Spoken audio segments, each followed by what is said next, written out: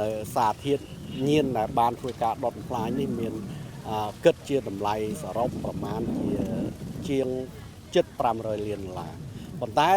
ប្រសិនបើសមត្ថកិច្ចយើងមិនអាចចាប់យកសារធាតុញៀននេះមកធ្វើការបំផ្លាញចោលក្នុងពេលនេះទេអតិពលបរិមាណសារធាតុញៀនជាង5តោននេះវានឹងបង្កគ្រោះថ្នាក់ទៅដល់មនុស្សរាប់ម៉ឺននាក់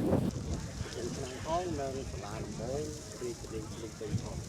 ហើយយកមកថាទៅទីអន្តរជាតិសារលិខិតនេះបានធ្វើការអប់រំណែនាំច្រើន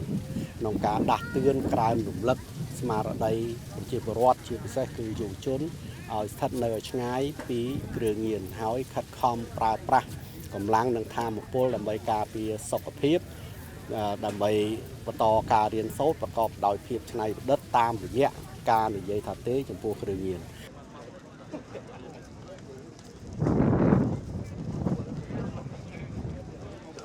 យើងក៏ប្រើប្រាស់គ្រឿងញៀនធ្វើឲ្យប៉ះពាល់ដល់ខួរក្បាលខូចខាតអនាគតហើយនឹងប៉ះពាល់ដល់អាយុជីវិត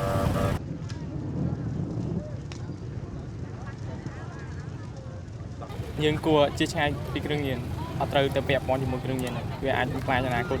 ហើយយើងឲ្យធ្វើឲ្យប៉ះពាល់ដល់ខ្លួនយើងផ្ទាល់